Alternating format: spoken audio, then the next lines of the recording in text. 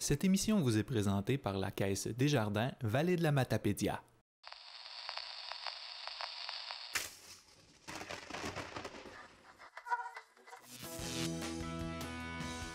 Bonjour et bienvenue à votre émission d'actualité matapédienne bien branchée. Cette semaine, dans l'édition du 2 novembre 2018, nous rencontrons enfin Pascal Bérubé pour la première fois depuis qu'il a été réélu dans notre circonscription. Le Conseil jeune de l'École Sainte-Marie de Sébec reçoit une bourse de la part des municipalités de Sébec et Saint-Cléophas. Mélanie Paquette de la SADC vous présente la programmation de la semaine matapédienne de l'entrepreneuriat.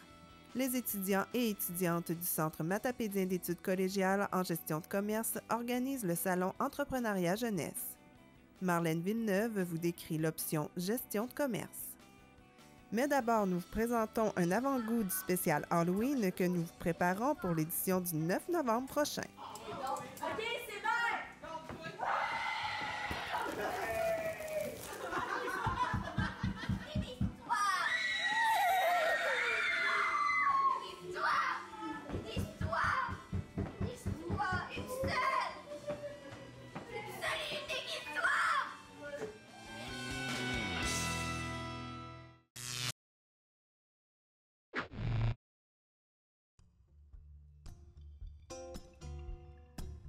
Dans le Bas-Saint-Laurent, plus de 300 organismes à but non lucratif et coopératives génèrent l'économie sociale. Présentes dans tous les secteurs d'activité, ces entreprises collectives ont pour finalité de servir la communauté.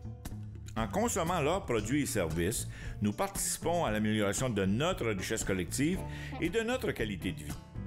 L'économie sociale, ensemble, par nous, pour nous. Consultez le répertoire de vos entreprises collectives au www.économiesocialebsl.com.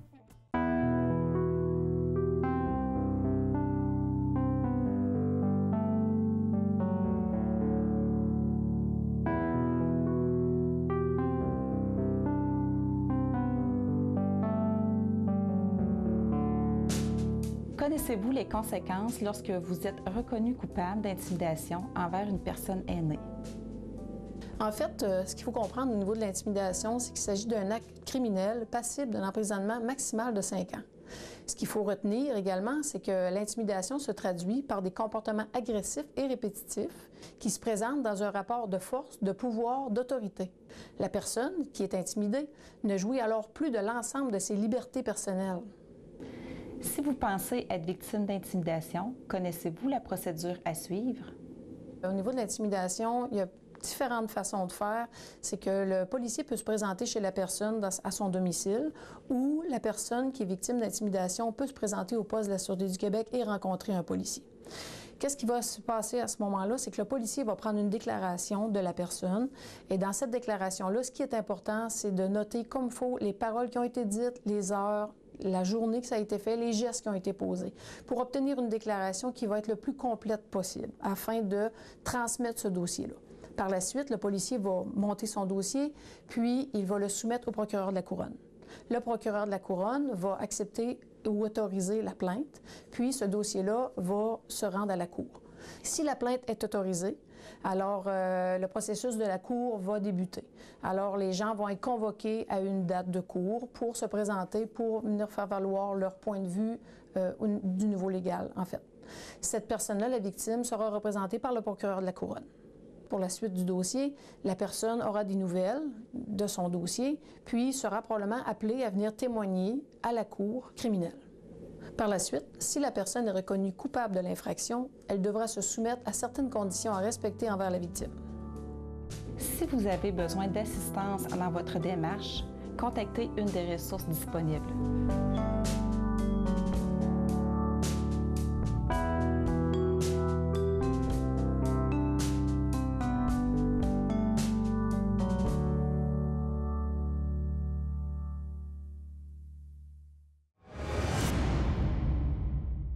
Nous commençons cette émission avec une entrevue que nous avons réussi à obtenir avec un homme très occupé depuis qu'il est le chef intérimaire du Parti québécois. Vous l'avez deviné, M. Pascal Bérubé. Monsieur Bérubé, bonjour! Bonjour. Donc, vous êtes notre député de Matane-Matapédia, la Métis, et aussi nouveau chef intérimaire du Parti québécois. On va faire un retour en arrière dans le passé. On va parler de l'élection du 1er octobre dernier. Un résultat surprenant ou on s'en attendait un peu d'avoir une majorité aussi grande que ça dans la région? Heureux du résultat. Ouais. Dans la Matapédia, c'est 3 électeurs sur 4, 75 %. Donc, c'est ici que j'ai eu mon meilleur résultat depuis que je suis député de Matane-Matapédia métis. Alors, c'est un fort appui des Matapédiens et des Matapédiennes. Alors, aussi fort, on s'y attendait pas. Donc, je le vois comme un signe que le travail a été fait, qu'il y a une affection, que je suis véritablement adopté par la Matapédia. Alors, ça, c'est encourageant pour mon travail. Évidemment, déçu du résultat au plan national, mais on s'est concentré vraiment avec mon équipe sur les enjeux locaux, sur la rencontre des citoyens.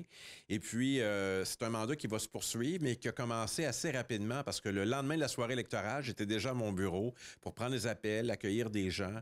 Donc, j'avais hâte, moi, de retrouver mes fonctions de député au quotidien au service des gens de chez nous. Alors, c'est comme ça que j'ai abordé ce nouveau mandat. La campagne a été longue, a été particulière à bien des égards, mais une fois que c'est terminé, le travail a recommencé rapidement. Est-ce que c'était déjà...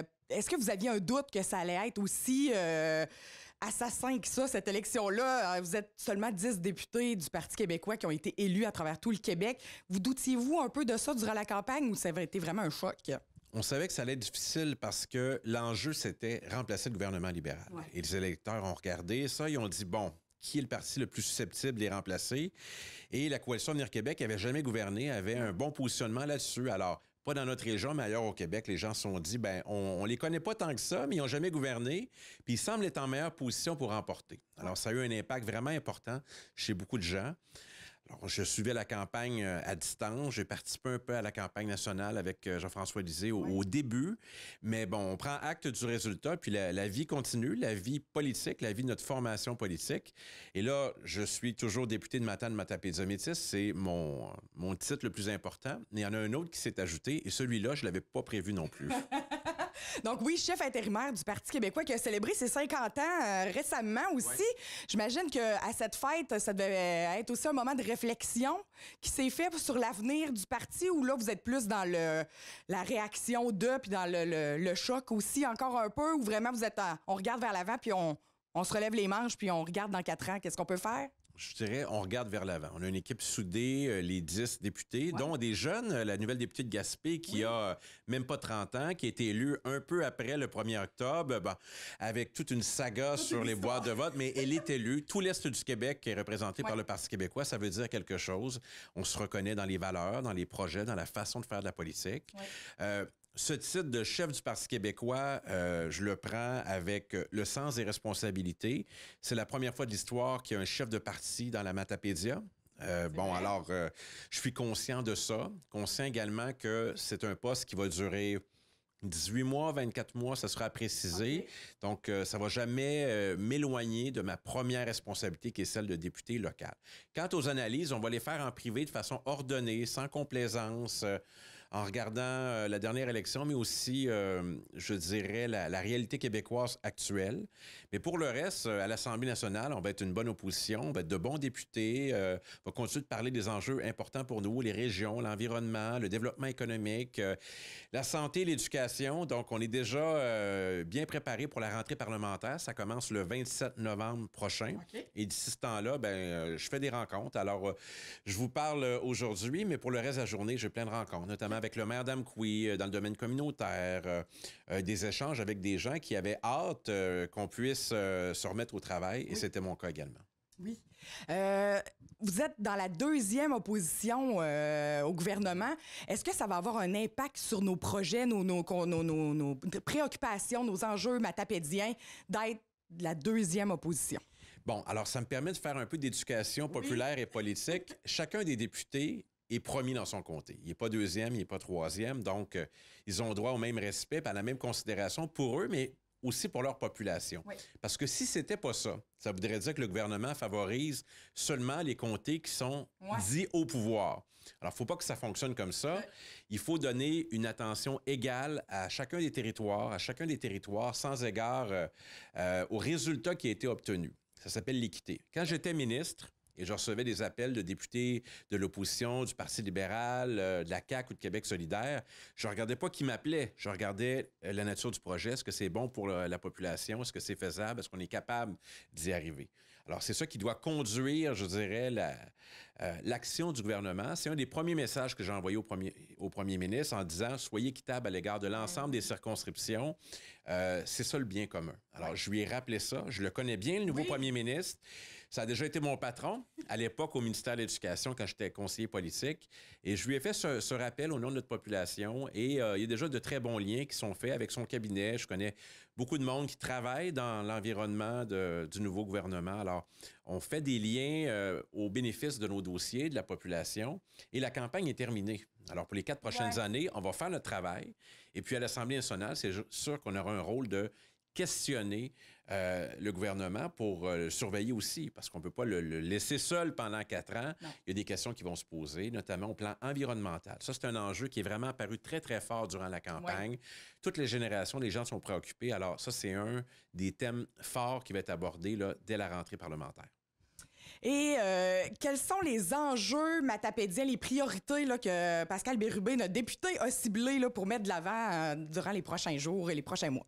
Le premier, c'est la santé. On a déjà un comité qui se penche sur l'accessibilité et la disponibilité des soins de santé de la Matapédia. On a encore un besoin de médecins spécialistes. Les échographies se font à Rimouski pour les futures mamans. Ouais. On n'a pas d'anesthésiologiste local, on a une entente. Alors ça, c'est un enjeu prioritaire. La question aussi, je dirais, de notre représentation dans le domaine de la santé. Alors avec Gaétan Barrette puis avec le C3S du Bas-Saint-Laurent, c'était difficile de se faire reconnaître comme milieu qui s'organise en matière de santé. On espère que ça va changer puis on va nous écouter davantage. Alors, une des bonnes nouvelles de l'élection, c'est que c'est terminé pour Gaétan Barrette. Ouais. Alors ça, c'est une des bonnes nouvelles. Mais là, il faudra voir comment on va pouvoir se faire entendre au plan de la santé. Évidemment, notre économie, ça passe par beaucoup de choses, des mesures qui font favoriser la création d'emplois, l'attractivité de notre région également. Ça, c'est très important. Pour le reste, il y a tellement d'enjeux dans chacune des municipalités présentement qu'on souhaite faire débloquer, qu'on va continuer à les plaider. On souhaite une rencontre avec la nouvelle ministre responsable de notre région sur le territoire. Donc, l'invitation est partie aujourd'hui même avec une invitation très formelle à ce qu'on puisse lui présenter les dossiers importants pour la Matapédia, la Matanie et la Métis. Oui. Et là, le gouvernement s'organise tranquillement. Alors, on lui laisse le temps de s'organiser. Nous, on est prêts. Alors, les lettres sont prêtes, les dossiers sont prêts, on est prêts à plaider. Puis, on tend déjà des perches dans certains ministères pour qu'ils soient au courant de nos dossiers. C'est la force d'avoir de l'expérience aussi, en ce qui me concerne. Donc, je sais davantage que bien des nouveaux ministres comment l'appareil gouvernemental est constitué. Et je ne pense pas que ça va changer quoi que ce soit pour répondre à votre question plus directement, parce qu'on est tellement organisé comme milieu qu'on va réussir à se faire entendre et obtenir de la réussite pour nos dossiers. Alors, et c'est la démocratie, je pourrais conclure par ça. Alors, regardons les résultats dans Matane, Matapédia, Métis, c'est sans appel. Là. Le gouvernement actuel a obtenu 11 %. Et le Parti québécois, près de 70 %, puis le Parti libéral, 11 %. Alors, l'argument de voter du côté du pouvoir, là, ils ont dit, on va voter du côté du vouloir, puis Bérubé, il veut beaucoup pour sa région, puis on a de la volonté, puis on croit en lui. Alors, je ne vais pas en parler là, si régulièrement que ça des résultats, mais comme c'est notre première entrevue, puis on fait le bilan, je le fais en disant... ils ont voté pour le vouloir dans la Matapédia et je veux beaucoup pour les 4 prochaines années, les Matapédiens et les Matapédiennes le méritent. C'est très bien dit, ça, voter pour le vouloir. Je vais adopter ça comme phrase fétiche. J'aime bien ça. Vous avez parlé de la ministre responsable de la région, qui est aussi la ministre responsable de la moitié du Québec, on dirait. Région. Oui, j'aimerais ça vous entendre là-dessus. Bon. Alors, Marie-Ève Proulx, elle est députée de Côte-du-Sud, donc c'est... je dirais, le Kamouraska, puis la région de Montmagny-Lillet. Elle est ministre responsable de Chaudière-Appalaches, donc de Thetford Mines jusqu'à Saint-Roch-des-Aunais, plus tout le Bas-Saint-Laurent, plus toute la Gaspésie et les îles. Alors, moi, je trouve que c'est beaucoup trop. J'ai été ministre responsable de la région du Bas-Saint-Laurent. Déjà, c'était 8 MRC et à peu près là, 115 municipalités. C'est difficile à croire qu'elle va pouvoir avoir la même présence, la même... charge mentale, je dirais, pour prendre un terme que les mamans connaissent. Très à la mode. Sur les dossiers de notre région. Alors, ce qu'on propose, ce que je propose, et je sais que c'est relayé par les élus municipaux, c'est qu'il y ait vraiment... un ou une ministre dédiée seulement au Bas-Saint-Laurent, seulement à la Gaspésie, les îles, seulement à Chaudière-Appalaches. Ça serait bon pour tout le monde et c'est une des conditions de réussite des dossiers. Dans toutes les autres régions du Québec, il y a un ministre pour une région. Pourquoi il y aurait 3 régions regroupées avec ce nouveau gouvernement? Je trouve que c'est une erreur qui a été faite, mais jamais trop tard pour la corriger. Alors, j'ai déjà commencé à plaider auprès du cabinet du premier ministre là-dessus, en leur donnant même des alternatives. Ça leur appartient, mais je suis assez convaincu que les élus municipaux me suivent là-dedans. Il y a déjà des premiers échos. Le maire d'Albertville, entre autres, s'est exprimé assez rapidement là-dessus. Oui. Et je pense que dans la MRC de la Matapédia, ça va être un enjeu d'avoir vraiment là, un ministre. Déjà, à 8 MRC, c'est beaucoup. Ça va être près de 24 MRC, 24 ou dans ces eaux-là, si elle conserve ce poste-là. Donc, c'est pas rien contre la personne qui est bien intentionnée, que je connais depuis plusieurs années, mais ça m'apparaît là, beaucoup trop grand, beaucoup trop lourd comme tâche pour une seule ministre. Tout à fait. C'est un très grand territoire. Juste 45 municipalités, c'est quelque chose. Oui, c'est juste mon comté, 45 municipalités. Ouais. Alors, Bas-Saint-Laurent, 115 dans ces eaux-là, rajouter la Gaspésie, les îles et Chaudière-Appalaches. Je pense que les gens ont compris qu'il pourrait avoir un ministre ou une ministre par région, puis ça serait déjà beaucoup mieux. Oui.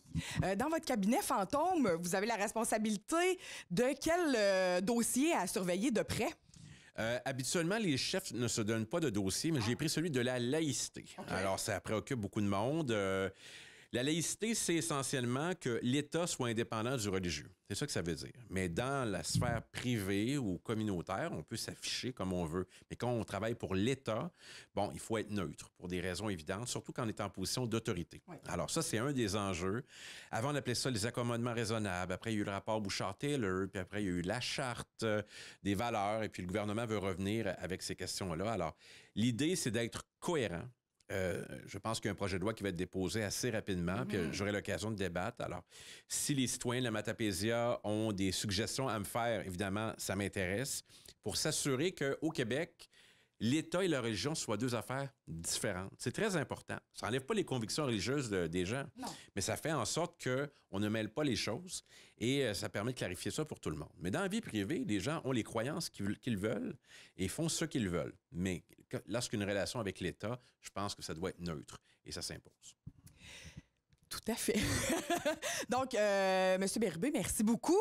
En terminant, peut-être rappeler comment on peut faire pour vous rejoindre, comment vous parlez, par qui on passe.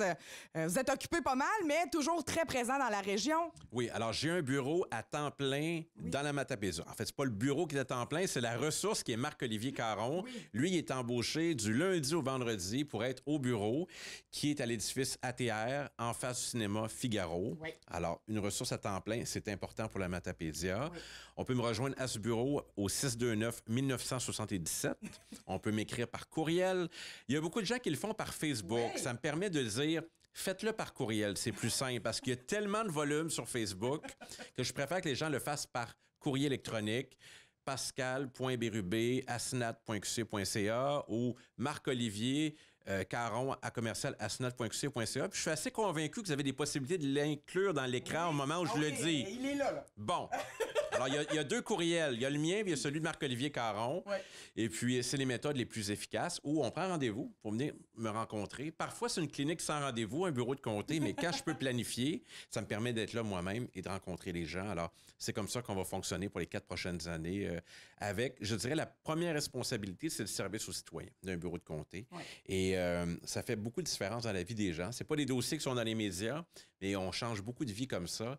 Et c'est probablement la chose la plus intéressante du travail de député. C'est la rencontre directement avec les citoyens, les mêmes citoyens qui nous permettent de les représenter, de vivre une vie assez particulière à l'Assemblée nationale. C'est grâce à eux. Alors, c'est d'abord envers eux que doit se tourner notre attention et nos efforts qu'on fait lors d'un mandat.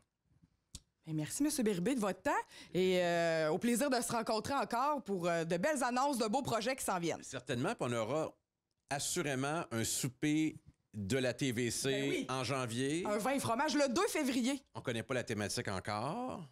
Je le dis-tu? Cette année, oui, je le dis, je vais profiter. On change un peu les traditions. On veut que le vin et fromage à la télévision communautaire devienne le bye-bye de l'année dans la Matapédia. La rétrospective de l'année. Donc, nous ferons bye-bye à 2018 le 2 février 2019. Et vous allez jouer quelques personnages. Peut-être. J'anticipe avec appréhension qui pourrait me représenter. Ah! Faut venir le 2 février. Je pense que je vais être là. Merci. Toujours. Ah, merci, au revoir. Merci.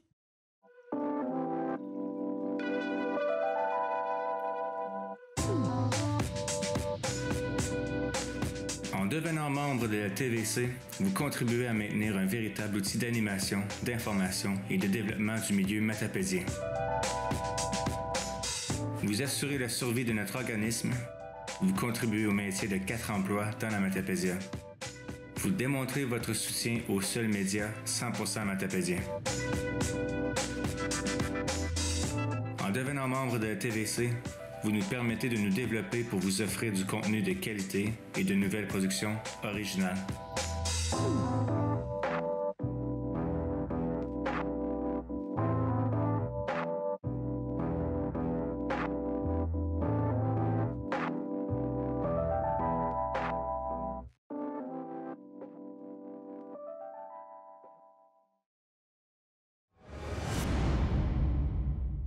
Nous poursuivons en politique, mais cette fois avec notre belle relève de l'École Sainte-Marie de Sébec. Je trouve que vous êtes vraiment une belle gang. Puis je trouve aussi que les jeunes se sont présentés pour le Conseil jeune. Vous avez fait du très beau travail. Franchement, vous avez fait de très belles pancartes. On félicite en tout cas pour le travail que vous avez accompli tout le long durant le mois de septembre. Parce que c'est depuis le mois de septembre que vous êtes là-dedans. Je vous félicite grandement pour tout ce que vous avez fait. Vous avez eu du courage aussi. Parce que de venir parler devant tout le monde comme ça, il faut du courage, il faut être déterminé. Et que je vous souhaite que tous, pas tous à gagner, c'est impossible. C'est certain qu'il va y avoir des gens qui vont être déçus. Mais je vous félicite toute la gang. Bon déploiement de vote.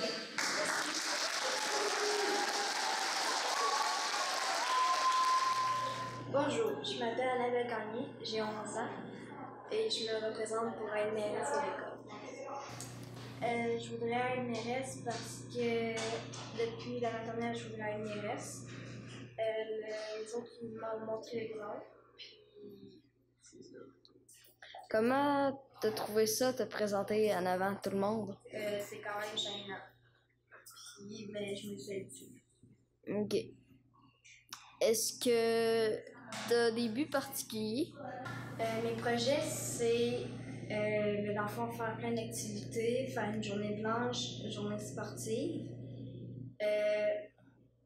Et s'amuser avec toute l'école. Je m'appelle Eve Couillard, j'ai 11 ans. Je suis en 6e année. Je veux être mairesse parce que j'ai eu beaucoup d'exemples, 2 ans d'exemples de mairesse. Puis je trouve que c'est vraiment un poste formidable. Puis sinon, si je suis pas mairesse, c'est pas si grave. Moi, je suis dans le conseil. Puis c'est ça. C'est quoi ton but en devenant maire? De changer l'école ou de faire d'autres choses? De changer les activités, changer un peu l'école, puis changer des objets, des trucs que moi j'aime moins, puis que l'école aussi aime moins. OK. C'est quoi les trucs que tu veux changer? Il y a comme dehors, les paniers de basketball, les abreuvoirs, certaines peintures dans l'école. OK. Les activités que tu voulais faire?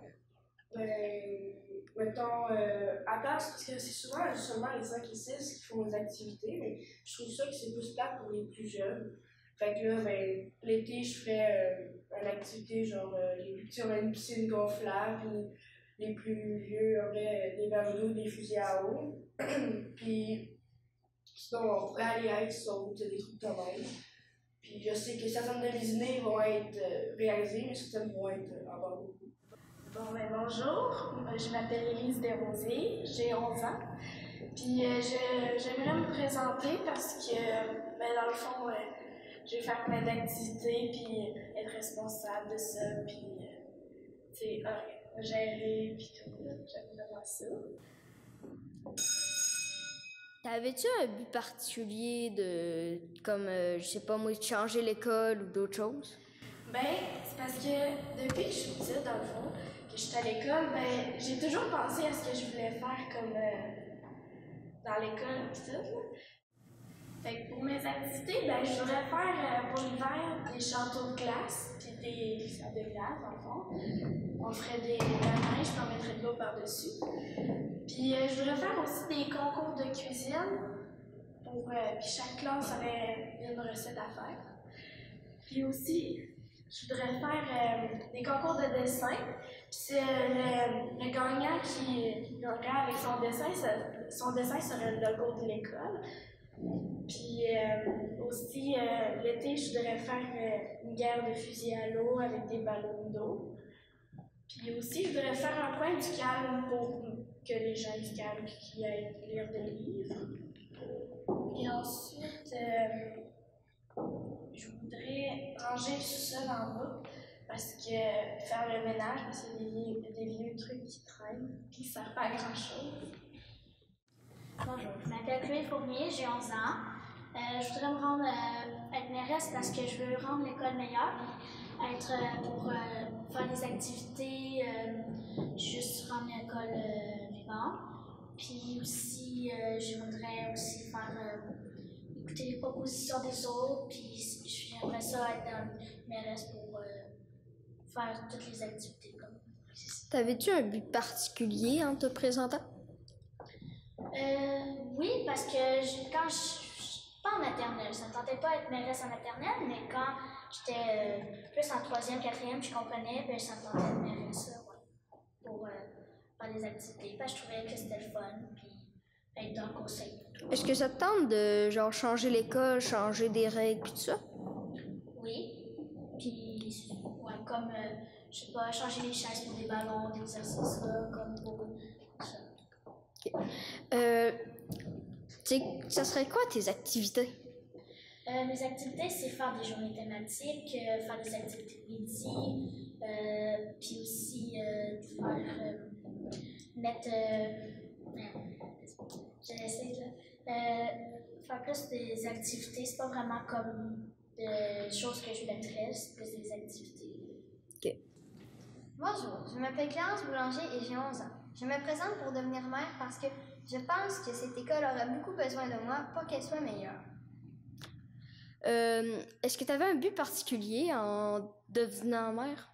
En voulant? Je sais que beaucoup de gens n'aiment pas vraiment venir à l'école. Donc j'aimerais ça les aider à être contents de venir à l'école. OK. Est-ce que tu avais un but particulier comme genre changer l'école, en faire une nouvelle pour qu'elle soit hyper cool? Non. OK. Comment tu as trouvé ça en avant de tout le monde? C'était gênant. OK. Est-ce que tu aurais d'autres activités? Oui, j'aimerais beaucoup changer des fois les chaises pour des ballons. Parce que des fois, passer la journée sur des chaises, c'est pas vraiment confortable. OK. Avez-vous d'autres choses? Non, je pense que c'est correct. OK.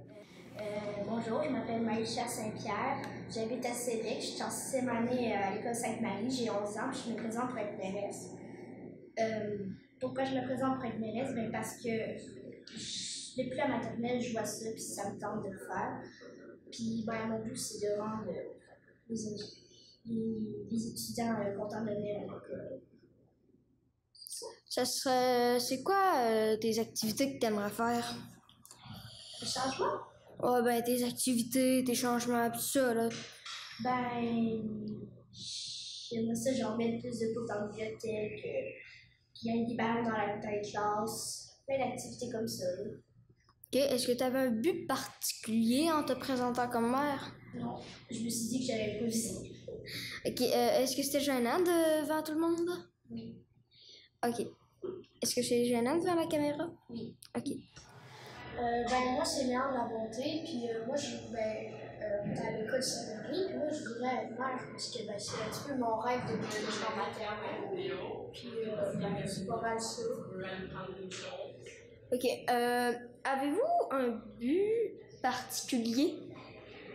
Surtout arrêter l'intimidation dans l'école, parce que, tu sais, il y en a qui aiment moins l'école à cause de ça. Comment avez-vous trouvé être à la main de tout le monde? C'est sûr, c'est stressant un petit peu, mais dès que tu commences à lire, c'est correct. OK.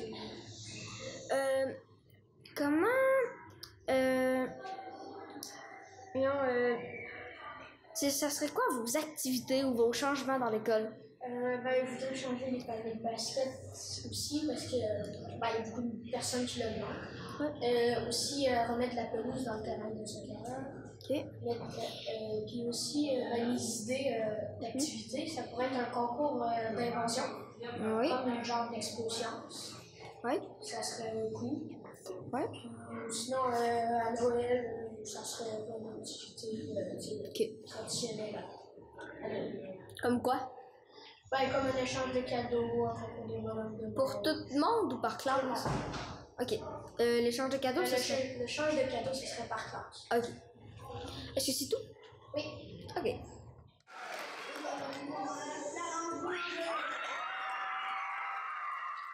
Nous avons le maire ici. Parle-moi de ton expérience. Les élections, ça s'est passé comment pour toi? Ça s'est passé extrêmement bien. Je suis vraiment contente d'être élue maire. Puis je pense que ça va bien se passer pour toute l'année. Là. Est-ce que ça faisait longtemps que tu pensais te présenter à ce poste-là?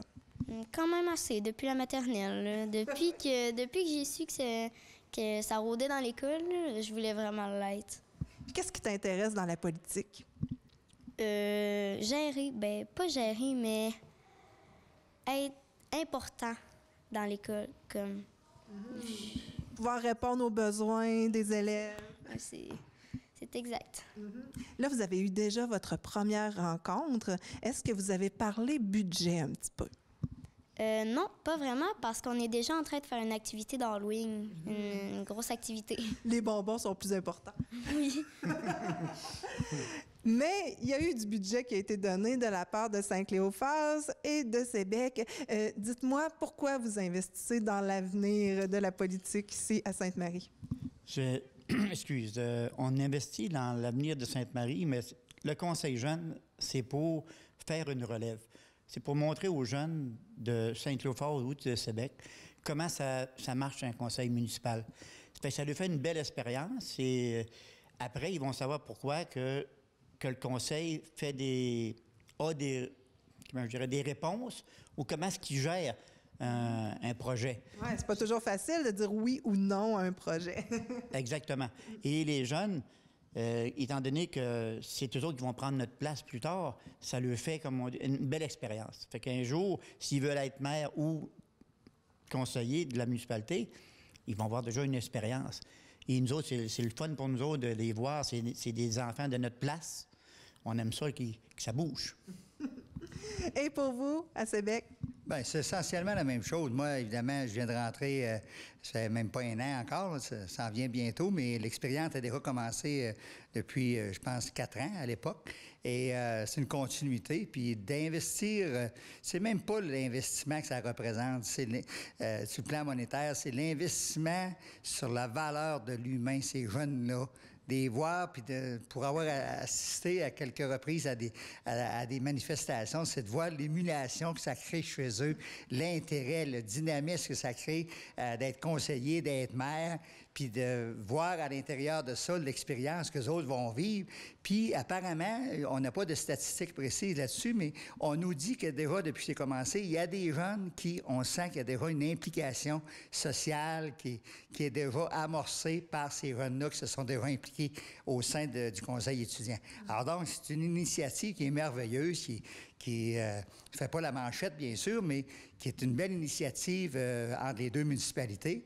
Alors, ça permet à ces jeunes-là de s'affirmer, comme il dit tantôt, d'être important, oui, mais d'avant d'être important, d'être précieux pour le monde qui l'entoure, puis de rendre service. Je pense que c'est ça qu'ils apprennent dans ces conseils-là aussi. Puis moi, je dis bravo en même temps à l'organisation, à Pascal, notre agente de développement, Mme Turcotte, qui, année après année, répète ça. Puis avec l'aide, je sais que c'était Marie-Josée avant. Maintenant, je sais que c'est Mme Maude Gagnon qui, manifestement, continue. Alors, ça va bien. Je sais qu'il va y avoir des petits changements, mais on va être là pour les appuyer. Alors, il va y avoir une émission spéciale là-dessus prochainement qu'on va pouvoir voir sur nos ondes. Eh bien, on vous invite à la découvrir. Nous allons mettre la programmation sur nos ondes, sur le Babillard et aussi sur Facebook. Alors, merci. On voudrait féliciter M. le maire, si vous permettez. On se donne la main en croisée comme ça. De notre main. Comme ça. Hein? Félicitations. Félicitations, mon homme. Merci. Bonjour, je me nomme Clarence Boulanger, le maire de l'école Sainte-Marie de Sébec. Bonjour, mon nom est Élise Desrosiers et je suis conseillère numéro 1. Moi, mon nom, c'est Léon Labonté et je suis conseiller numéro 2. Je suis Maïcha Saint-Pierre et je suis conseillère numéro 3. Je suis Annabelle Garnier et je suis conseillère numéro 4. Je suis Eve Couillard. Je suis Chloé Fournier. Et nous sommes les conseillères numéro 5. Nous rencontrons maintenant Mélanie Paquette qui vous décrit la semaine matapédienne de l'entrepreneuriat. Mélanie, du 12 au 16 novembre, ça va être la semaine de l'entrepreneuriat. Ça revient à chaque année depuis plusieurs années. Dis-moi, c'est quoi la programmation cette année? Eh bien, c'est notre 10e cette année qu'on fait la semaine matapédienne de l'entrepreneuriat qui s'adresse aux entrepreneurs de la région, mais les jeunes aussi. Il y a plein de belles activités aussi pour les jeunes. Fait que ce qu'on a fait, nous, on a fait un sondage dans les entreprises pour savoir un peu les besoins au niveau du service à la clientèle. Parce qu'on sait qu'avec l'ère du numérique et Internet, les achats en ligne, les boutiques en ligne, fait qu'on n'a pas le choix d'essayer de se démarquer ici dans notre région. Fait que cette année, on avait décidé de faire sous le thème « Expérience client ». C'était une demande aussi par rapport aux autres années. On fait toujours des sondages après les formations, puis on veut voir un peu qu'est-ce que les entreprises, les promoteurs veulent avoir comme formation. Et puis, le service à la clientèle a ressorti beaucoup l'an passé. Fait que c'est pour ça qu'on a décidé de faire ça cette année. Fait qu'au niveau du sondage qu'on a fait, on a recruté 17 entreprises de la région, de la MRC de la Matapédia, qui ont voulu participer à ça. Fait que tout ce qu'il y avait à faire, c'était de la période de juin à septembre. C'était aussi pour la période touristique autant que les gens de la Matapédia. Les entreprises remettaient un petit carton qui avait une adresse courriel dessus pour aller répondre au sondage. Comme, sur quel service qu'ils ont eu dans l'entreprise, pourquoi ils sont dans cette entreprise-là. Fait que nous, on a tout fait une compilation de ça. Et puis, suite à ça, il va y avoir une formation qui est le lundi 12 novembre par rapport à ça. Et puis, tous les résultats de chaque entreprise vont être remis personnellement à eux et un global de tout ça va être présenté. Ensuite, il y aura la formation sur le service à la clientèle qui va être adapté par rapport à ce sondage-là, mais aussi de sensibiliser les entreprises là, avec la fidélisation de leurs clients. Qu'est-ce qu'ils peuvent faire de plus pour essayer de garder leurs clients dans la nouvelle ère numérique qu'on est rendu. Fait que la formation, c'est optimiser votre expérience client, créer l'effet wow. Faut se dépêcher à s'inscrire parce qu'il y a seulement 25 places de disponibles. Fait qu'on a les entreprises participantes, mais c'est ouvert aussi à toutes les entreprises, là. Autant pour les promoteurs que les employés aussi. Et puis, cette formation-là est de 8h à 15h30. C'est au Select Hotel. Pour s'inscrire, il suffit de communiquer avec la SADC. Avec toi? Ah, ça peut être avec moi ou avec Mme Édith Pelletier. C'est elle surtout qui prend les inscriptions, mais si vous avez besoin d'informations supplémentaires par rapport à cette formation-là, vous pouvez très bien communiquer avec moi à la SADC. Ensuite, il y a plein de belles choses dans cette semaine-là. C'est incroyable. On a comme 5 activités qui se sont greffées à la semaine. C'est super intéressant. Il y a depuis plusieurs années, ça existe. C'est la semaine des entrepreneurs à l'école qui s'adresse aux gens de la polyvalente. Il y a plein d'entrepreneurs, les 3 polyvalentes d'ailleurs, Cozebscal, Amqui et Sébec. Et puis, il y a plein d'entrepreneurs, d'entreprises qui vont parler aux jeunes de leur parcours. En tout cas, c'est super intéressant. Puis, les entrepreneurs, ils aiment ça aussi, participer puis de rencontrer les jeunes. Fait que ça fait déjà quand même plusieurs années que ça existe et ça se fait quand même toujours pendant la semaine de l'entrepreneuriat.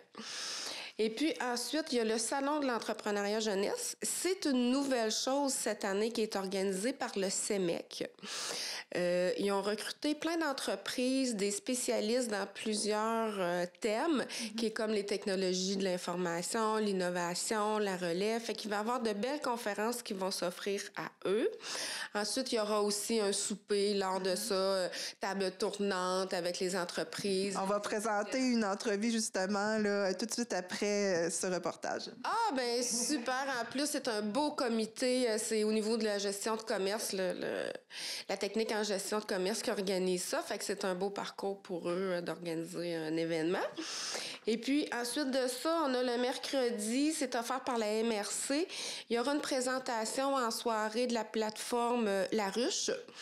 C'est super intéressant aussi pour ceux qui font de l'organisation d'événements, aussi pour les promoteurs, les entreprises qui veulent se développer plus peut-être au niveau d'événements spéciaux qu'ils veulent faire. Fait que ça, c'est un bel accompagnement. Fait que cette plateforme-là va être présentée par la MRC. Ensuite, nous avons le vendredi, le 16, qui est à la salle communautaire de Sébec. C'est une conférence avec Mirabelle Chicoine qui est sur la stratégie de développement et marketing territorial.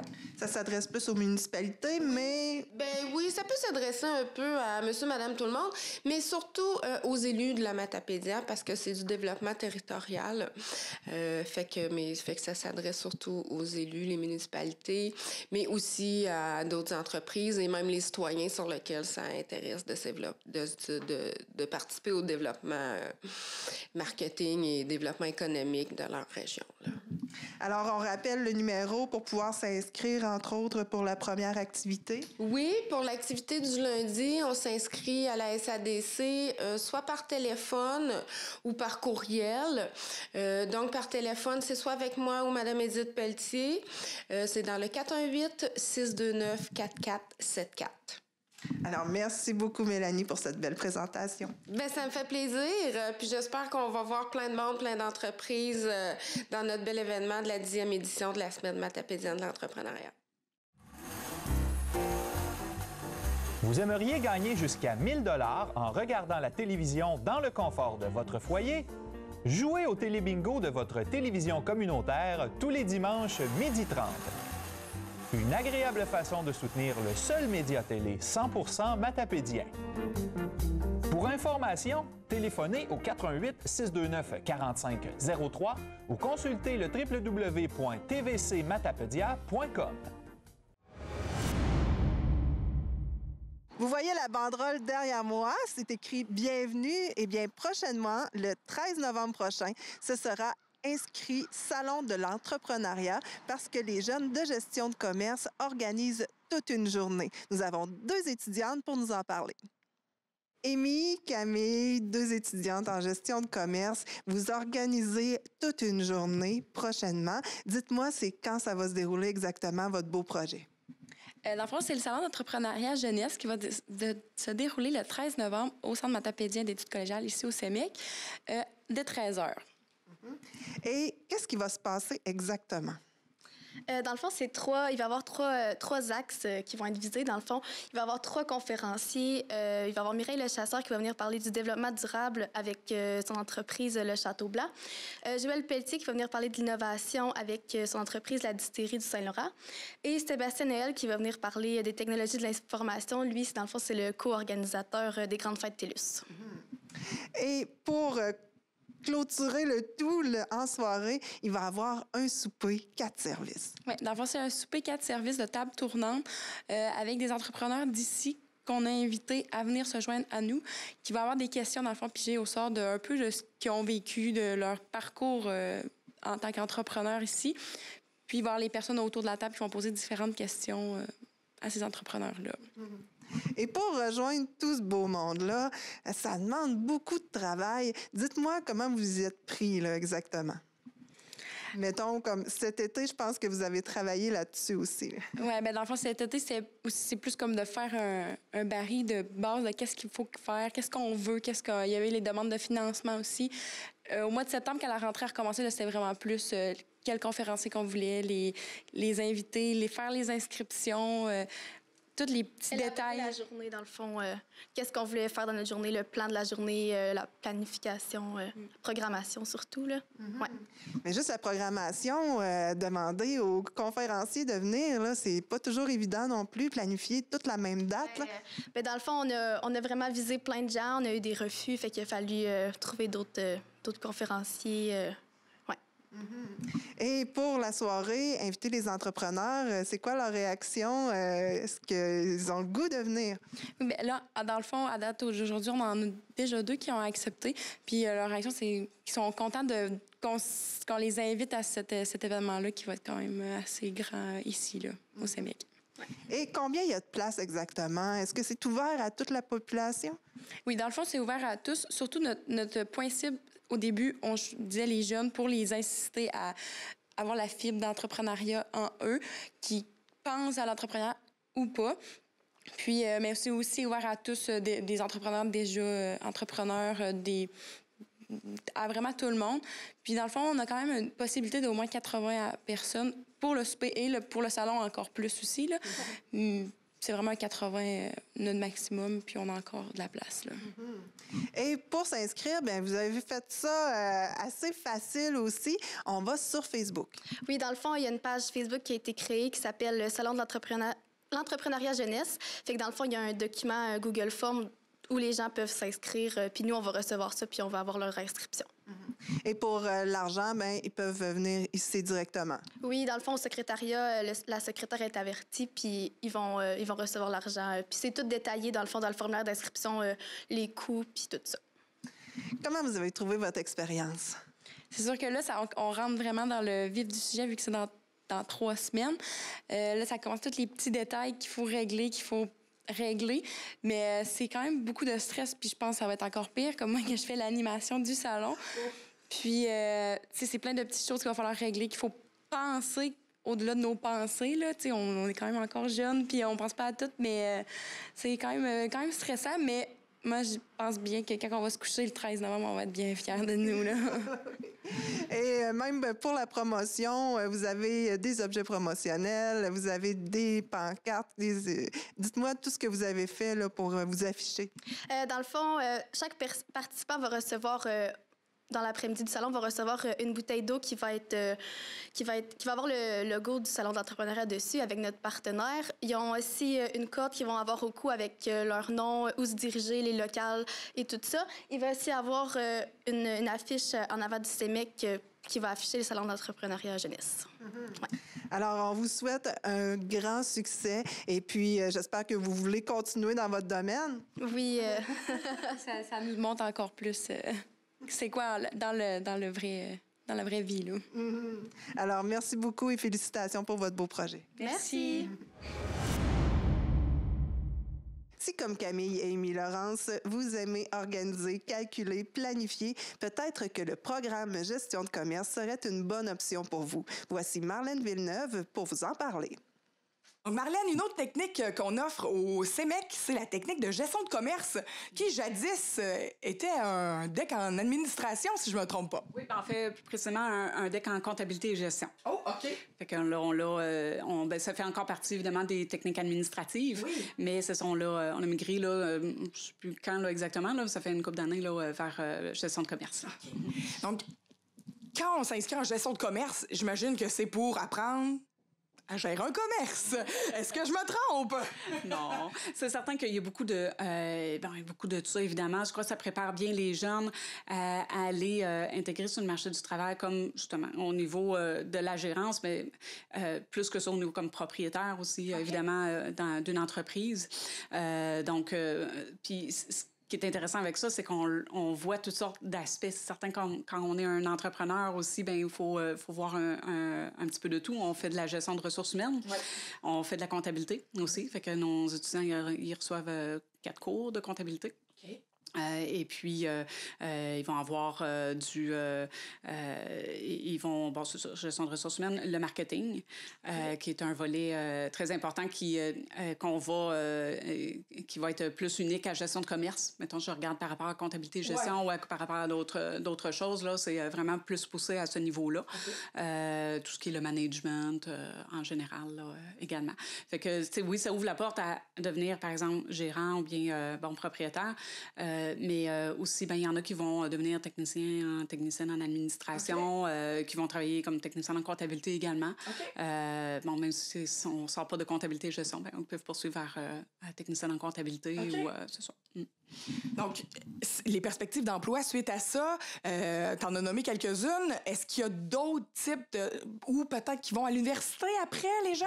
Il y en a certains qui poursuivent à l'université en administration. Là, pour la plupart, administration, marketing, comptabilité, là, ça, c'est les grands domaines. Là. Il y en a quand même quelques-uns là, à chaque année. Et puis, donc, c'est à peu près ça. C'est ça, c'est un domaine très, très en demande. Puis, c'est un domaine auquel les jeunes ne pensent pas nécessairement souvent non plus. Même souvent, ce que j'entends dans mon bureau en orientation, c'est moi, je veux pas être enfermée dans un bureau. Donc, l'administration, c'est non. Alors que c'est toutes sortes de choses. L'administration, ça... Puis, je regarde, mettons, quelqu'un... je regardais la personne qui est directrice du camp musical, par exemple.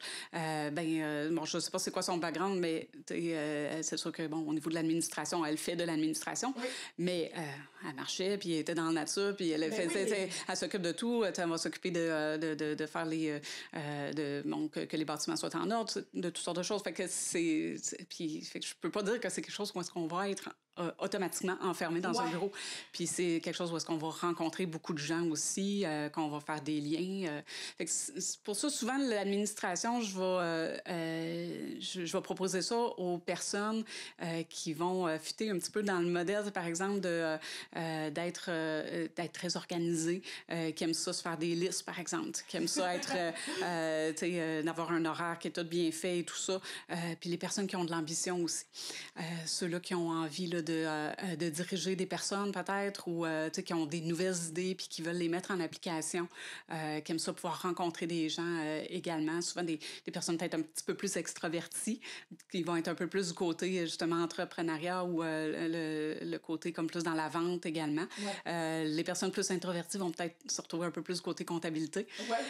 Comptabilité administration, ça souvent ça va plus les rejoindre. Là. Fait que c'est à peu près ça là, au niveau des types de personnalités. Souvent, les jeunes, puis c'est parce que c'est difficile à définir aussi. Hein? C'est quoi une tâche d'administration? C'est quoi de la comptabilité? Tu essaies d'expliquer ça à un jeune.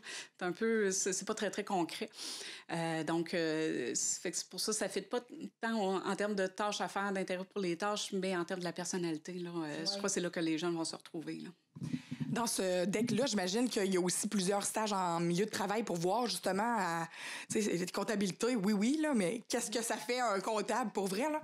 Oui, dans la première session, on a toujours le cours fonction de travail et entreprise, que c'est un cours où est-ce que les jeunes s'en vont visiter différentes sortes d'entreprises là, qu'on a, avec lesquelles on a différents contacts. Donc, ça, c'est plus en termes de visite, puis voir c'est quel genre de milieu, justement, là, dans lequel on peut travailler.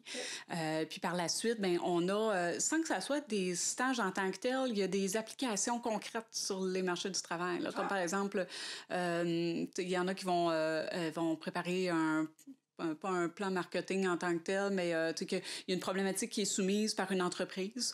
Je crois que le cinéma l'a fait à un moment donné. Fait que dans le cadre d'un des cours, et puis fait que là, les étudiants sont amenés à résoudre ce problème concret-là. Fait que ça, il y a ça. Puis à la dernière session, il y a des stages je crois que c'est les 5 dernières semaines, là, les étudiants sont partis en stage pour cette session-là.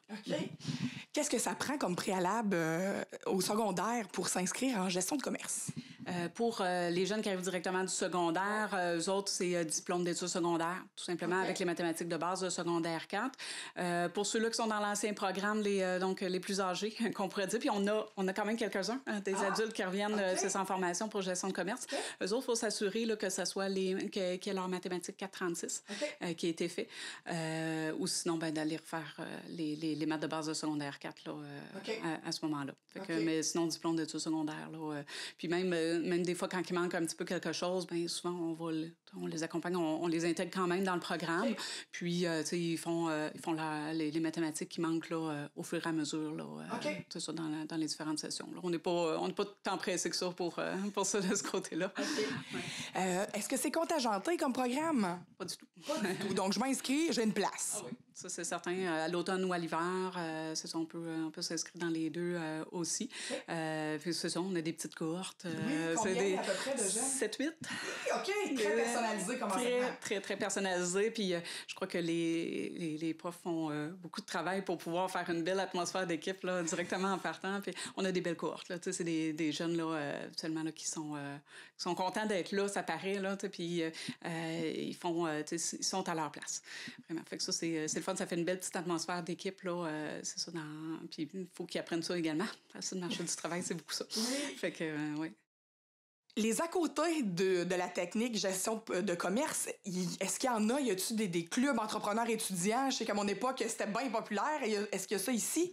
Pas tant en termes de club ou quelque chose comme ça, mais il y a des implications que je pourrais dire. Là, entre autres, il va y avoir une journée de sensibilisation à l'entrepreneuriat, que je ne me rappelle plus du titre exact, là, mais c'est ça, c'est organisé entre autres par les étudiants là, de gestion de commerce. Oui, c'est ça, dans l'entrepreneuriat. Oui, ça se peut-tu? Oui, merci. Oui, fait que donc ça va se dérouler, ça va se dérouler bientôt, je crois. Oui. Et puis, fait que les jeunes sont impliqués à l'intérieur de ça aussi parce que c'en est un projet entrepreneurial d'organiser là, un événement là, comme ça. Donc, c'est ce genre d'implication-là qu'ils vont faire, là, qui vont être amenés à partager. Bien, parfait, merci. Donc, on invite les gens qui ont un petit peu d'ambition, qui ont la graine entrepreneuriale à s'inscrire là-dedans. Ça peut être aussi un retour à l'école. De ce que j'ai compris, vous êtes ouvert à tout le monde, que vous ayez un DES tout nouveau ou d'il y a quelques années. Ouais. Parfait. Bien, merci beaucoup, Marlène. Ça fait plaisir. L'apparition des télévisions communautaires autonomes coïncide avec l'implantation des câbles distributeurs au Québec. Le Conseil de la radiodiffusion et des télécommunications du Canada souhaitait à cette époque que les ondes soient partagées avec les citoyens. C'est donc par obligation et par la réglementation de cette instance qu'ont vu le jour les canaux communautaires. Elles ont su s'adapter à l'ère du temps pour proposer du contenu touchant à toutes les clientèles, et ce, depuis près de 40 ans. Ainsi, les citoyens ont désormais la chance d'accéder et de participer au débat de société. Les TCA ont pour mission d'encourager la participation des différents milieux auprès des médias locaux et de représenter les membres qui composent sa communauté. L'accessibilité à un contenu télévisuel qui les concerne directement reste encore à ce jour l'élément le plus important pour les citoyens de la province. Nous pouvons dire sans hésitation que les canaux communautaires sont des médias de proximité. C'est ce qui conclut l'émission. Je vous invite à me contacter au 88 629 45 03 si vous avez des suggestions d'entrevue. C'est toujours plus rapide par téléphone. Et cette semaine, vous pourrez visionner le cabaret littéraire qui a eu lieu lors du Salon des mots de la Matapédia à Sébec. Raoul Duguay et de nombreux autres artistes vous divertiront à coup sûr. L'émission sera diffusée selon l'horaire suivant.